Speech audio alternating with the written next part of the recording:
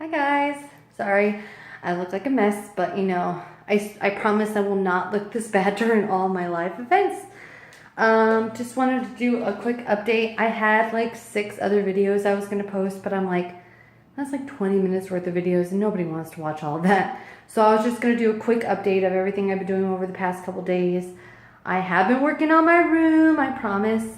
Anyways, did a lot of painting. Did the baseboards majority. I didn't get this wall done because I haven't been able to clean out all the rest of Chad's stuff. I finally did that last night, but it was like at 1 o'clock in the morning, so I was a bit tired. But I decided I wanted to do kind of like a clean edge kind of look, so I actually painted a little bit onto the flooring. It's parquet flooring, so it wasn't very expensive. I would not do that on natural wood, and I promise you I wouldn't. Anyway, so you just basically tape out a line about 1.5 inches out from the baseboard and just take the white paint and do that way. That way it honestly creates kind of like a cleaner look and a seal around the side. So I don't know, I just thought it looked cool. Anyways, I hung a curtain rod. They're adjustable curtain rods. They adjust out to 120 inches, I think. This is a 9-foot wall, and I still could go out even farther with it. It's $10 at Lowe's. They also came with this mounting stud. As you can see, I could not find a stud to save my life, so I'm gonna have to putty that bad boy. I kind of destroyed a lot of the stuff I did, so I'm gonna have to go back and redo it. So a Lowe's trip today is definitely in order, but basically once you find the stud, mount those bad boys into it. It's got a double slot for screws, so you mount from the top and the bottom.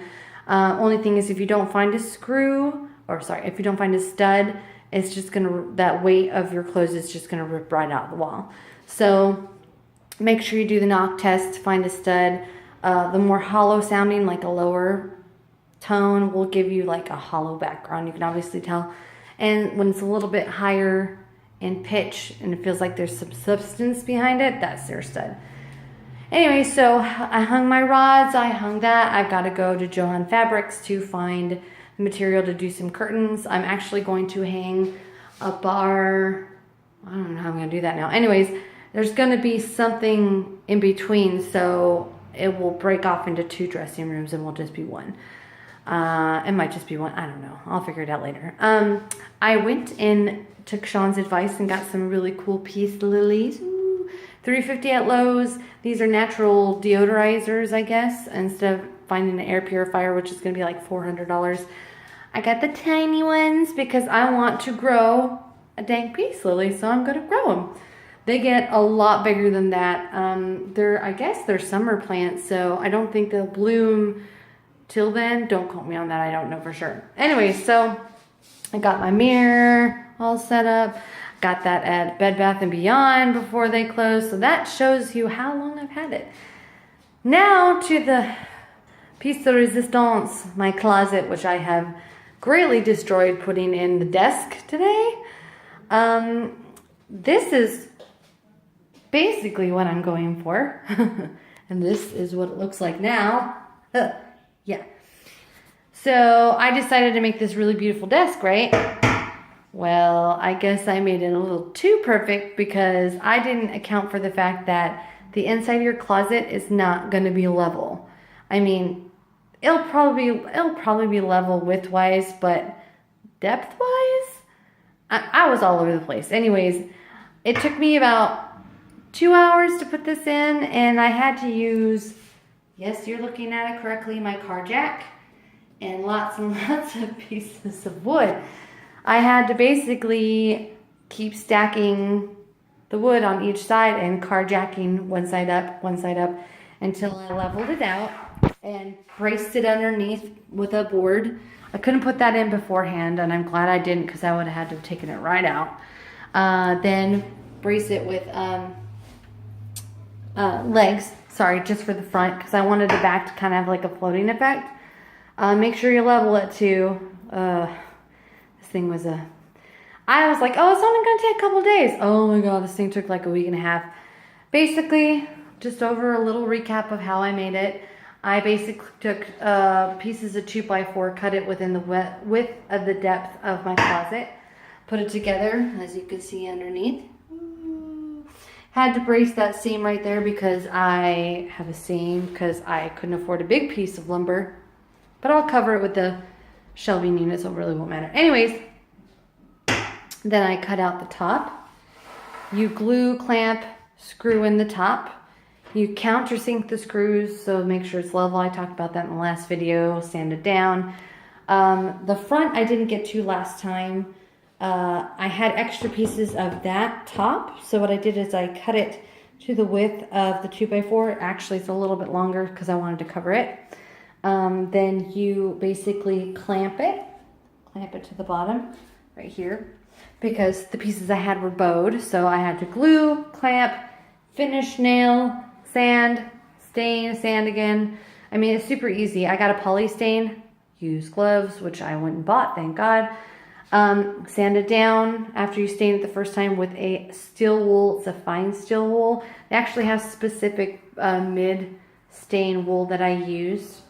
Buff it out, put another stain on it, buff it out again. I actually like the consistency on the top, so I didn't do the last buff.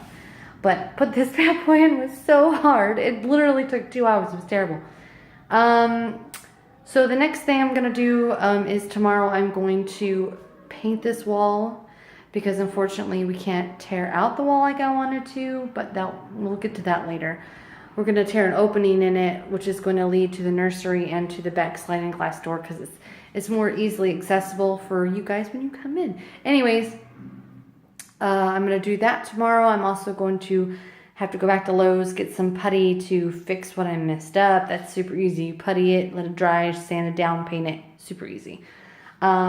This is the last thing I did. It's my cove lighting for the interior of my closet, which I'm going to actually mimic up there once I'm done on a little slightly larger scale. But this is basically the gist of how you do it. You take a piece of crown molding. It's MDF, medium density fiberboard, I think is what it's called.